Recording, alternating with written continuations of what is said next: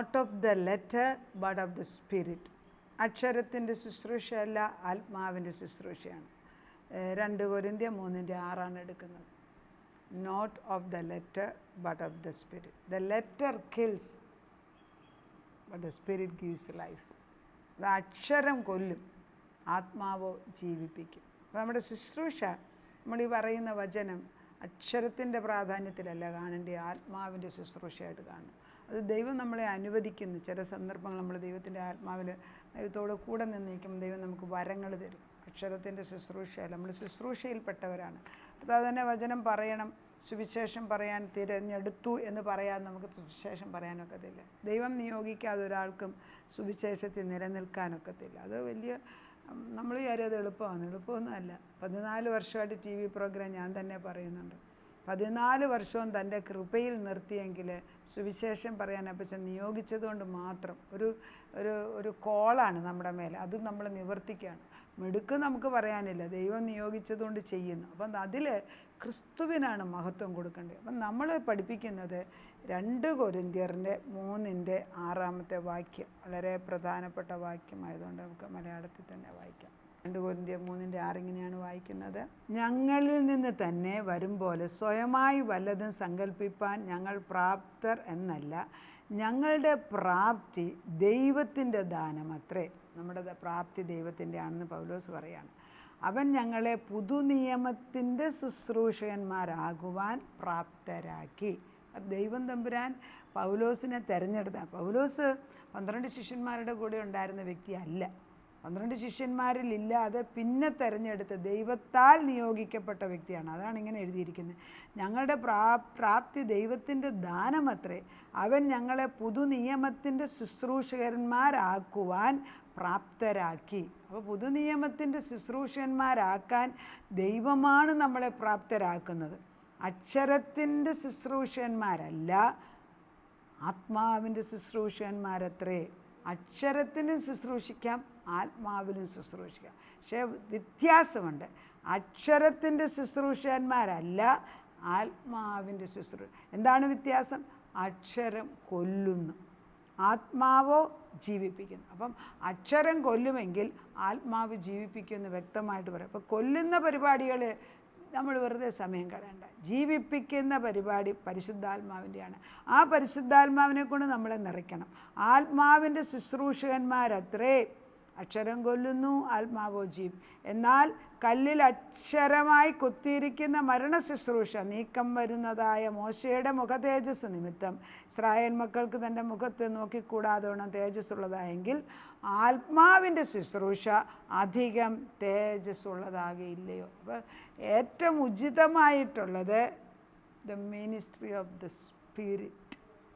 ഇതിനാണ് ആത്മാവിൻ്റെ ശുശ്രൂഷ എന്ന് പറഞ്ഞാൽ. ആത്മാവിൻ്റെ ശുശ്രൂഷ ദൈവിക വചനം എടുക്കുമ്പോൾ നമ്മൾ അക്ഷരത്തിൻ്റെ അല്ലെങ്കിൽ അതിൻ്റെ അക്ഷരം പറയുന്ന പ്രാഗൽഭ്യത്തിൽ ഒത്തിരി പേർക്ക് ഫേമസ് ആകാൻ സാധിക്കും. പക്ഷെ കർത്താവ് പറയുന്നത് അതിലെല്ലാം ഞാൻ പ്രസാദിക്കുന്നത് നീ ആത്മാവിലാണോ അതെടുക്കുന്നത്, ആത്മാവിലാണോ പറഞ്ഞു കൊടുക്കുന്നത്. അപ്പോൾ പരിശുദ്ധാത്മാവിൻ്റെ ബലത്തിലാണോ ഇത് വിളിച്ചു പറയുന്നത് എന്നേ ദൈവം നോക്കുന്നുള്ളൂ.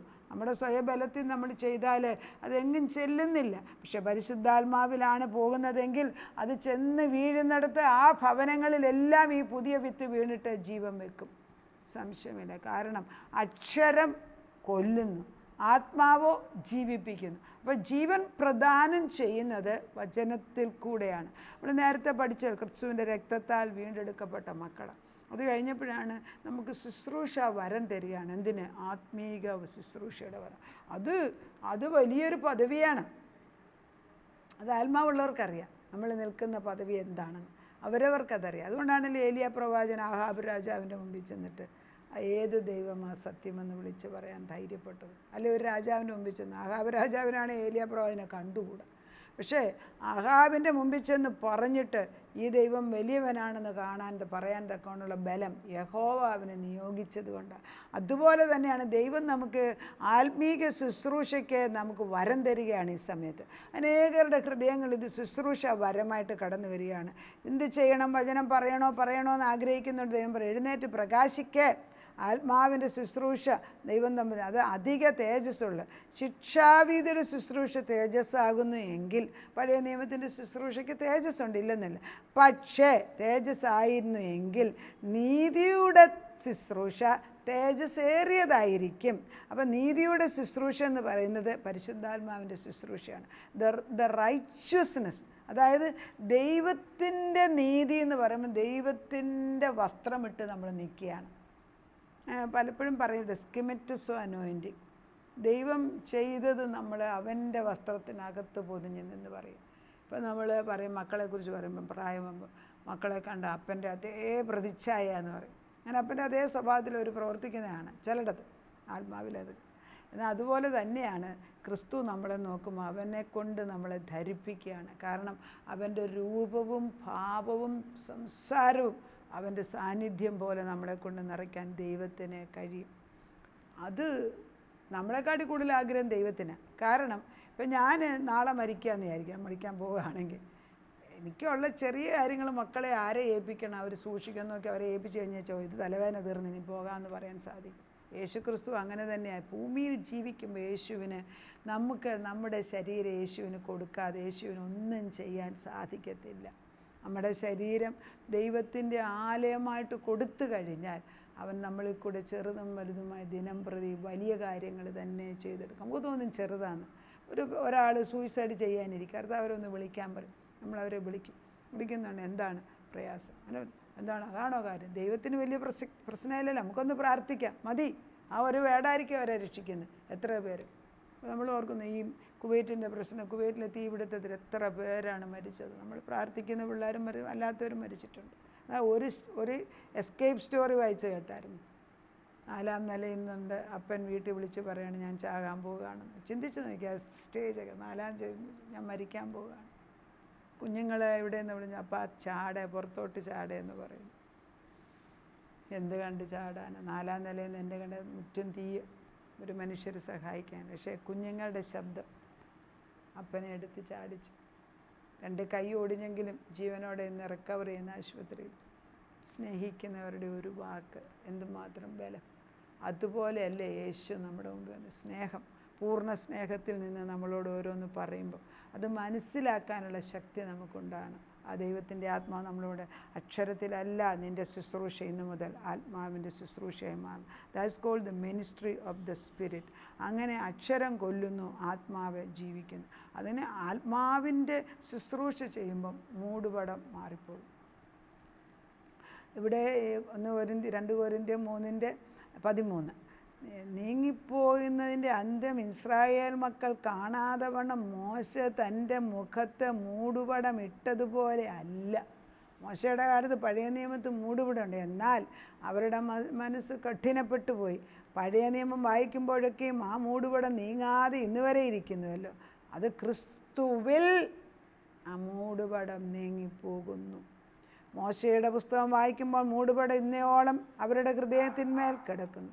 കർത്താവിങ്കിലേക്ക്